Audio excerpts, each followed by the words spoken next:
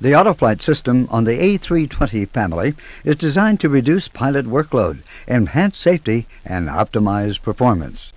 You should have a good understanding of the Autoflight system and how to use it, so that you can operate the aircraft safely and efficiently. This module is an introduction only. You will see the principles covered in more detail and look at individual components of the system in later modules. Then you will study the use of the system during a normal flight. Let's begin by building up a basic conceptual idea of the Autoflight system.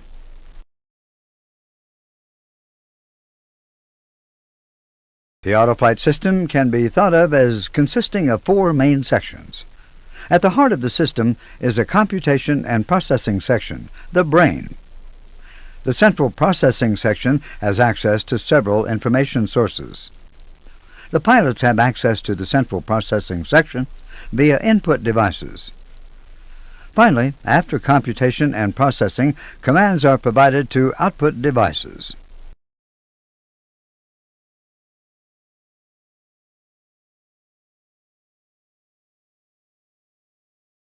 For the Autoflight system on the A320 family, computation and processing is done by two Flight Management Guidance Computers, FMGCs. The two FMGCs are identical and normally work together, so for training purposes, we will group them as the FMGCs. The FMGCs receive navigation information, which contains details of airfields, nav aids, airways, routes, waypoints, procedures, SIDS, stars, approaches, missed approaches, etc.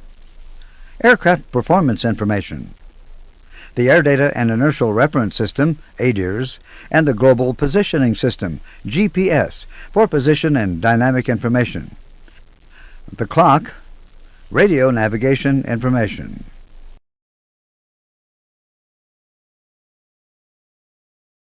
The pilots provide inputs to the FMGCs using two multipurpose control and display units, MCDUs, a single flight control unit, FCU.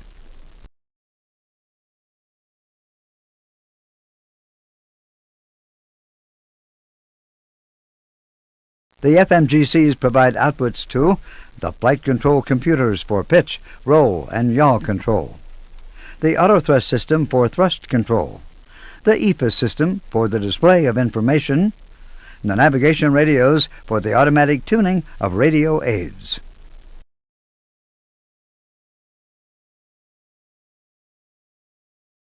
The FMGCs are divided into two main parts: flight management, flight guidance.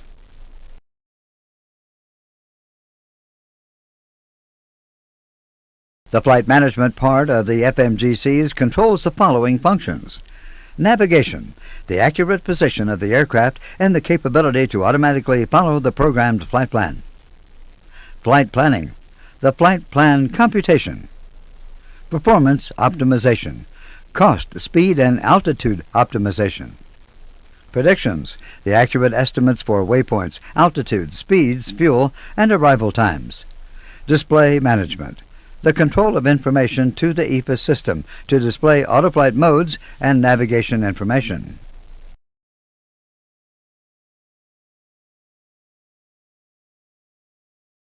The flight guidance part of the FMGCs provides commands to the flight control computers to control pitch, roll, and yaw through the autopilot; auto thrust commands to automatically control thrust; flight director commands to the pilot for control of pitch, roll, and yaw.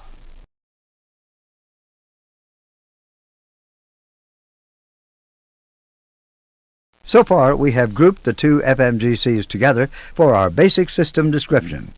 Now let's look at the actual layout. As a general rule, the two FMGCs have access to the same information sources and exchange information.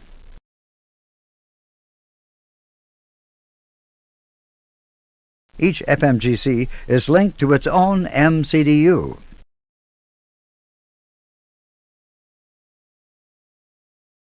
In addition, both FMGCs are linked together by a crosstalk bus. In this way, information from either FMGC is immediately shared with the other FMGC.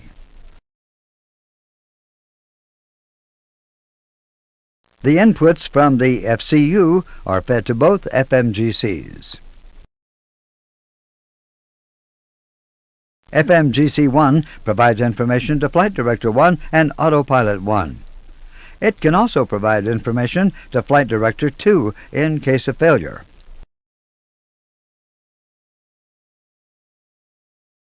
FMGC-2 sends information to Flight Director 2 and Autopilot 2. It can also send information to FMGC-1 and Flight Director 1.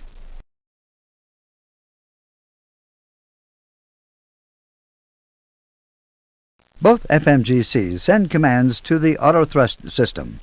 The autothrust system has two channels, and depending on which FMGC is the master, the associated autothrust channel will be used.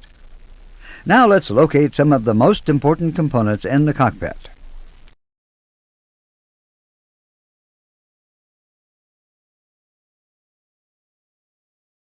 The controls and indicators found in the cockpit are 1. Flight Control Unit, the FCU.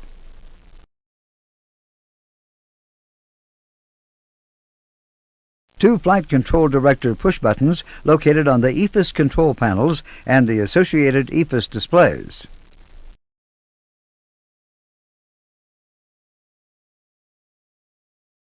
2 Multipurpose Control and Display Units, MCDUs.